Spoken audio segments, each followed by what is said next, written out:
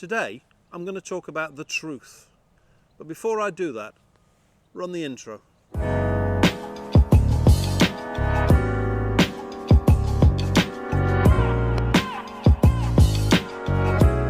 the family court, the truth is paramount, isn't it? The reason we go to court, the reason we take conflict into court is because we want the truth to out. We want the truth to be heard. But unfortunately, the truth is that in family court, the truth is a commodity. It's a commodity that can be bought and sold. It's a commodity that I have seen in the family court be set to one side and completely ignored. The reality about family court that I need to share with you is that once a statement is uttered in family court, an element of it becomes true. Allegation is the fuel of the family court. Allegation and counter-allegation is the fuel.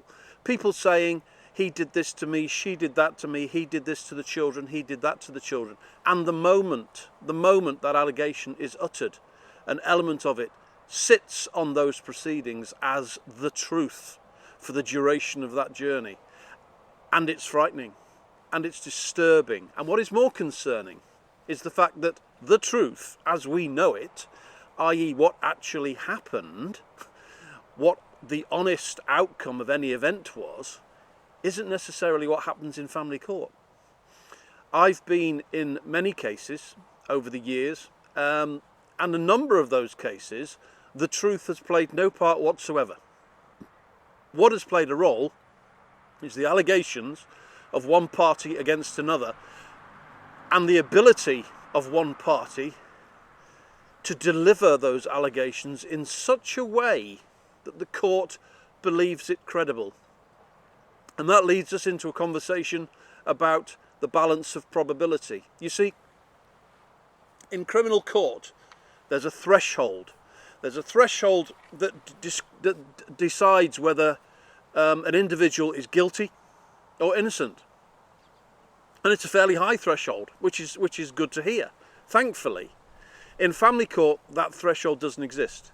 In family court we use a principle called the balance of probability, and the balance of probability says what is the likelihood that an event took place. That likelihood doesn't necessarily have to have any regard or any basis in truth. Two people enter a courtroom. Both of them are going to be questioned or cross-examined, as it's referred to in the family court. Both of them are going to be cross-examined about the allegations that have been made. One of those individuals is there to defend those allegations and prove them to be true.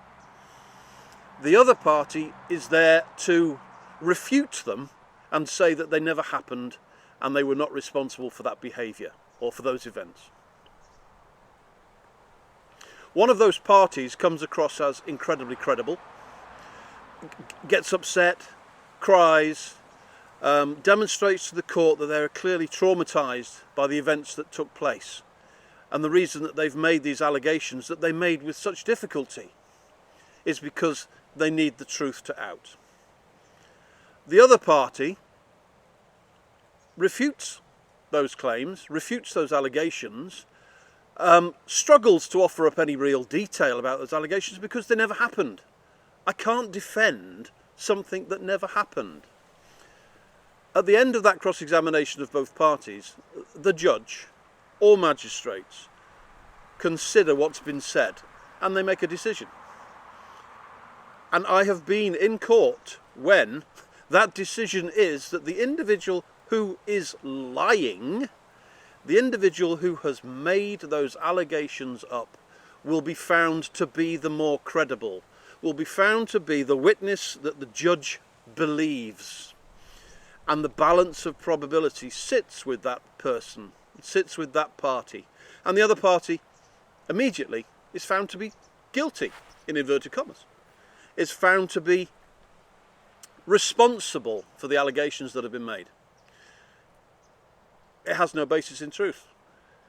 So if you are contemplating taking a matter into the family court because you need the truth to out, because you know, because you have every faith in the system of law that the truth will be heard, then let me give you a precaution, because it won't necessarily be heard.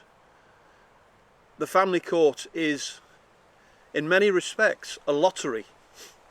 In many respects, it is a stage where he or she who delivers the most credible performance, regardless of truth, will win the day. Thanks for watching.